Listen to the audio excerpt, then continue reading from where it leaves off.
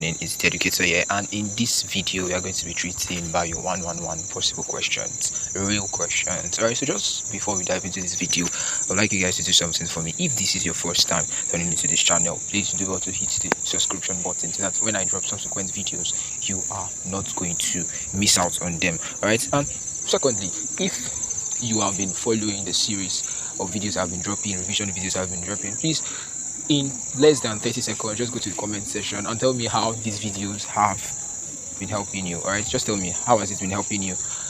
Have you been seeing the questions? Just tell me, just share your experience with me. Okay, so all right, let's dive into this video. So this video has been divided into 3 parts. Okay, in total 150 questions, and we're going to be taking it 50 50 50. Okay, so the first question we have: which of the following best defines microbiology? This one, in fact, if it comes out, you should not miss it out. Okay, you should not miss it. All right, so question 1, we have: which of the following best defines microbiology? All right, this is a very simple question. If you see it, you shouldn't miss it out. Okay, so the study of microorganism is known as microbiology. All right, so moving on, question 2, which of the following is a prokaryotic organism? Another thing to take note of is prokaryote and eukaryote. You should know the difference between a prokaryote and a eukaryote. Right, so a prokaryotic organism is the bacteria. They are prokaryotics. All right, so moving on, a major characteristics of prokaryotic cells is the absence of a membrane bound nucleus. That's what basically differentiates a prokaryote from a eukaryote. It is just the membrane bound nucleus. Okay, all right, moving on, question 4, which structure contains the genetic material of a typical bacterium? It is a nucleoid. Please take note, this is a very technical question. All right, commonly it is a nucleus, but please take note that a bacteria does not have a true nucleus. Okay, that is because they don't have a nuclear membrane, so they don't have something covering or forming a boundary to form a nucleus, but they have genetic material. So that position where the genetic material appears is known as the nucleoid. Okay, so take note of that. Question 5, which of the following is not the characteristics of virus? Okay, they can reproduce independently in ordinary culture medium. This is not the characteristics of virus. So you agree with me that viruses only reproduce when they are in living cells, right? When they are in living cells, that is the only way they can reproduce. All right, so moving on, question 6, the protein coat surrounding the nucleic acid of virus is called the capsid. All right, it's another simple question. Question 7, viruses are generally described as cellular infectious agents. Okay, so basically viruses don't really have a cellular component, so they are described as cellular. All right, please take note of that. Then question 8, which of the following can contain either DNA or RNA as a genetic material? Viruses. Okay, so something I always love to tell my students is this: these questions we are treating here, you might not necessarily see it word for word, but please take note, whenever they rearrange a question, you should still detect that, oh, I saw this question in the video, I saw this question in the question bank, and so this reminds me that the question bank is still on sale. Okay, the question bank is still on sale. Now I'm giving the question bank for a bonus price of 1,500 naira. 1,500 naira to access the physics, chemistry, physics, mathematics, and COS. Those are the 3 courses that are left. So 1,500 naira to access this. If you are, and I'm just giving it to the first 10 persons to reach out to me. Okay, so I'm going to be dropping my phone number at the end of this video so that you can reach out to me on WhatsApp. If you don't see it in the end of this video, just check the comment section, you will see it there. All right, so let's move on to the next question. Question 8, bacteria commonly reproduce by binary fusion. All right, question 10, which bacterial shape is spherical? Another thing you take note of is shapes of bacteria. We have cocci, we have bacillus, we have vibrio, we have spirilla. So you should take note of the shapes. Rod-like bacteria are known as bacilli. Then commercial bacteria are known as vibrio bacteria, vibrio cholerae. Okay, I should take note of that. All right, so let's move on.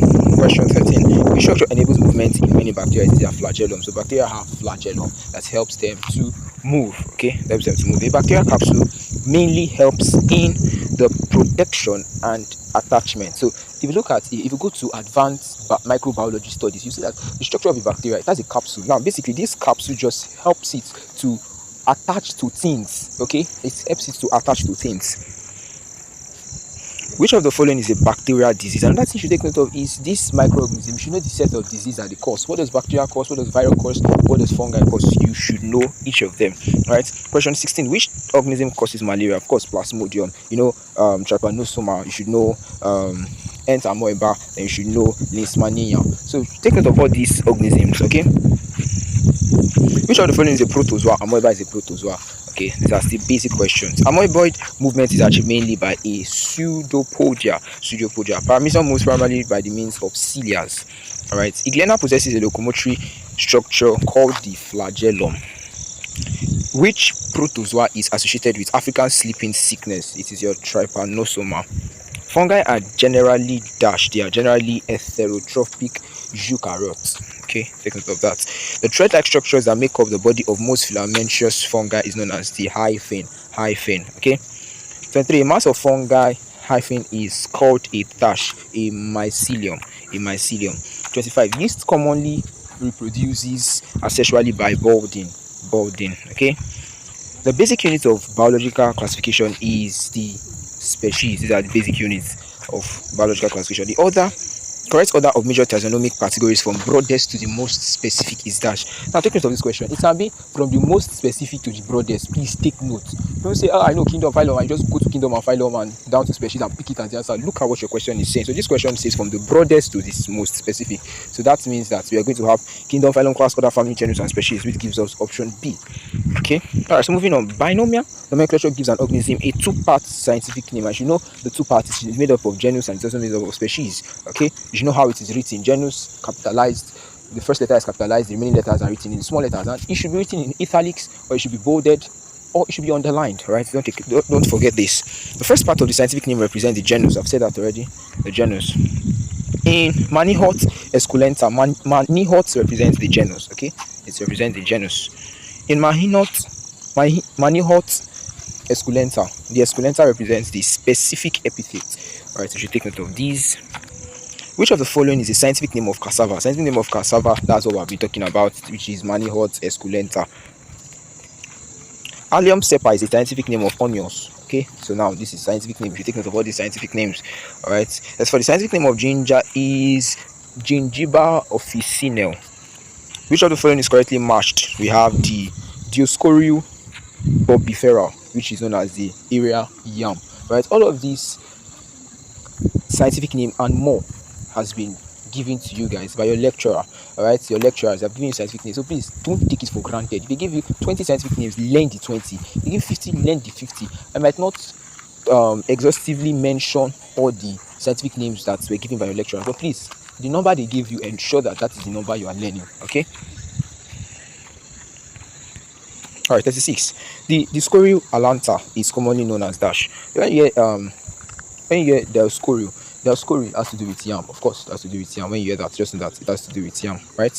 So, moving on. Then we have Xanthosoma sagitifolium.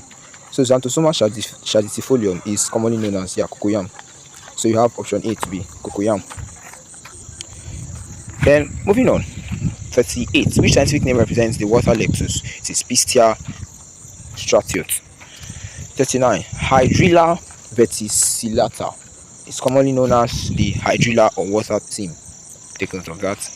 Which plant is scientifically known as the Nymphaean loctus? It is the water lily.